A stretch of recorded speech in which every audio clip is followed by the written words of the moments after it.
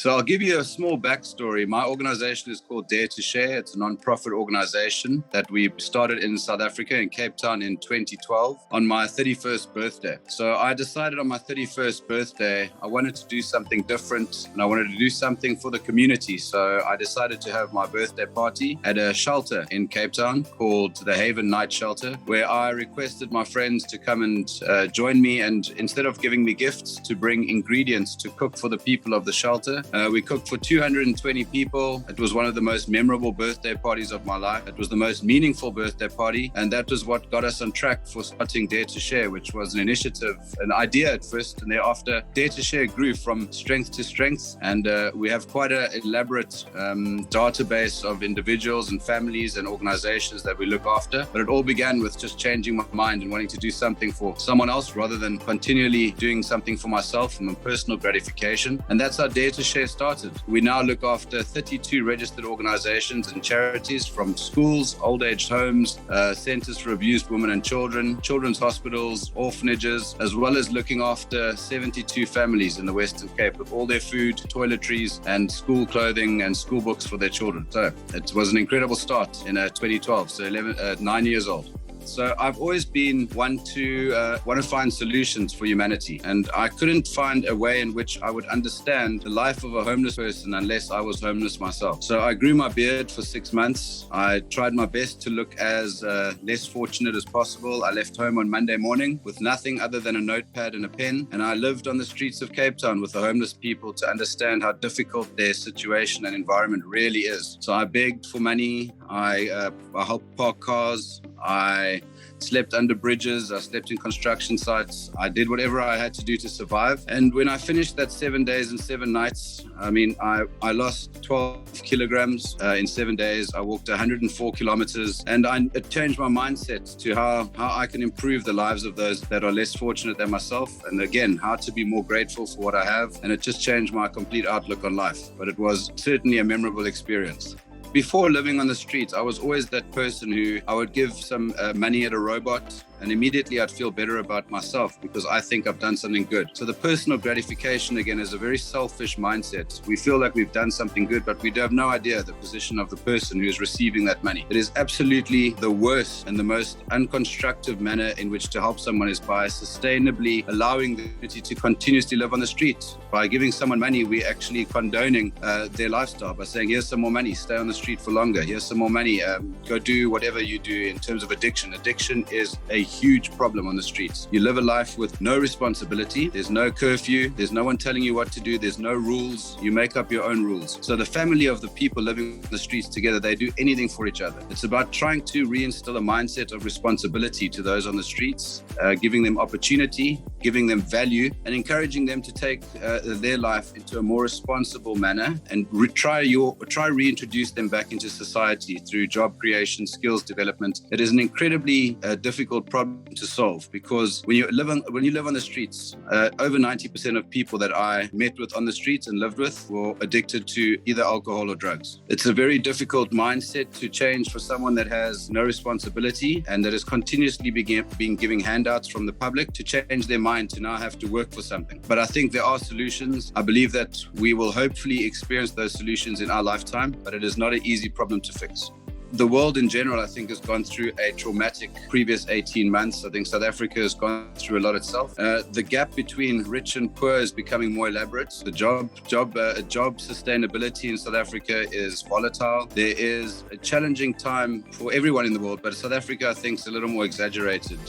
We are in the moment, due to the crisis brought upon us by coronavirus and COVID-19, are all fighting a very challenging time. I think it's those that have the opportunity to uplift others without the objective of being self-wealth or creating their own personal wealth, but putting humanity first for a change, will also change the mindset of those that you assist. We've been fortunate enough. We've had some funding that has poured through to help us sustain the assistance we offer families. Many families that we've assisted have also once again lost whatever income that they've had. So we are purely reliant on corporate and private donations, which we are fortunate enough to offer what is known in South Africa as an 18 seen a tax certificate, which allows people to claim their donation tax back. But everyone's going through a challenging time. Some of the corporates that we relied heavily on for donations are no longer in business. That's just through no fault of anyone else's. It's just the current marketplace that we're in at the moment. So look, we don't expect anything in terms of monetary donations. What we a lot of the time prefer for people to spend time with the recipients of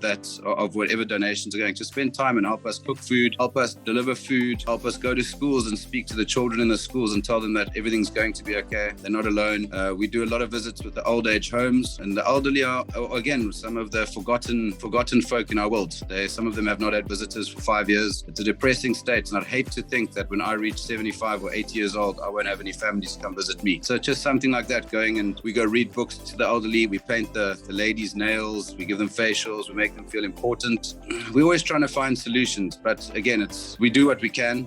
We're continuing to help families at the moment as much as possible with basic food needs. And it's difficult to have human interaction at the moment with the risk of the contagious COVID-19 virus. So it's endlessly challenging, but we strive to find solutions on a daily basis.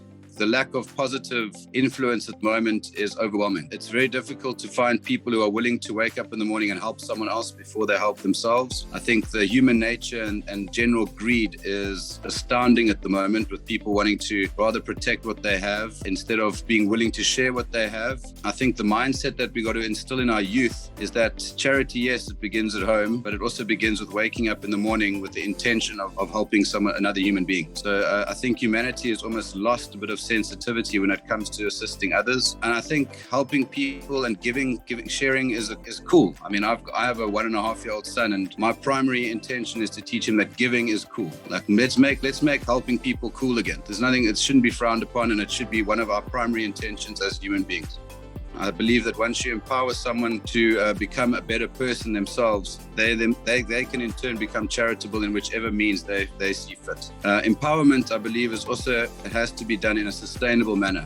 It's not a once-off project that you try and instill values into someone and help them lift their own moral being. I think it's a continuous effort, it's a continuous project, and once you can empower someone, they are limitless. Whatever they can achieve is going to be up to them, but once they can see the positive aspects and the positive influence they have on other human beings, I think that is the most powerful aspect that you can focus on as a charitable organization. I think we've got to see further than our personal greed in terms of what has become in my short space in Earth, as I'm 40 years old. I've seen over the time how people are driven by immediate gratification and personal success overnight. I think when we can instill the nature that help humanity first before we can help ourselves, the success thereafter will come naturally. So let's look at providing national, continental, and global solutions to things that are occurring and have occurred for decades. For example, if I may touch on, it was a passion of mine during COVID to help access or give access to Africa with the most cost-effective solutions in a sanitary space. Like, why doesn't every African person have access to a hand sanitizer or to surface disinfection? Why is it reliant on government to distribute it? Why is it reliant on NPOs and NGOs to distribute it to lower LSM audiences and communities? So I went out on a mission to create the most affordable hand sanitizer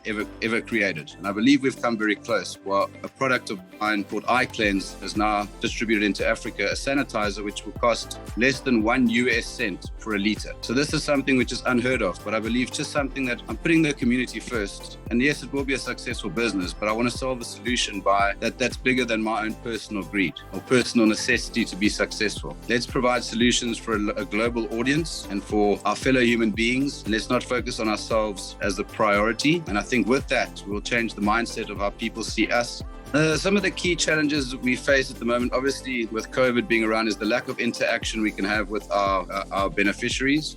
We are limited to the amount of interaction we can have with orphanages, with the kids that don't have parents. So we used to see them on a weekly basis and interact with them, give them hope directly by spending time with them. We aren't able to go into the communities that require our assistance directly, and it is quite we're able to work through disaster management and various ward counsellors in our city, but the challenge is the lack of direct contact we have with our recipients and with our beneficiaries, and also just the limitation on funding is a problem. We still have to purchase fruit, we have to purchase vegetables, we have to purchase maize, and with the current economic climate, it's not as viable as it is at the moment, as it has been prior to COVID. So we are fortunate enough to be able to dip into our personal funds, which Who knows how sustainable that will be for a longer term, but the passion never dies. I mean, where there's a problem, it's our way to find a solution.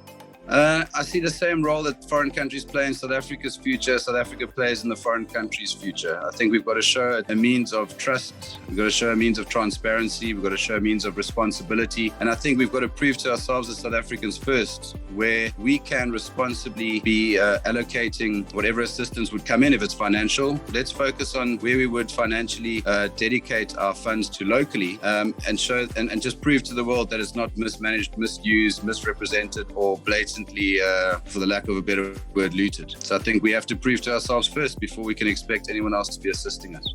I would love to see implementation from a grassroots level. So I'd like to see in our school or in our education system, I'd like to see emphasis being put on not necessarily the generic and old school subject matter, but teaching the children more general life skills. I'd like to see entrepreneurship be taught in schools. I'd like to see life skills be a highlight in teaching kids how they can become part of a solution. I know that you get your generic subjects, you got your geography, history, biology, in maths, you got trigonometry and algebra and whatever else, but why not teach kids how to be successful entrepreneurs? There's so much opportunity due to the lack of what is transpiring in our system as a whole. There's so many problems that require solutions, but we've got to teach and encourage children that no matter which path they take, they can be part of a bigger solution. So encouragement to from a young age and teaching children as again entrepreneurial skills, I think that's invaluable.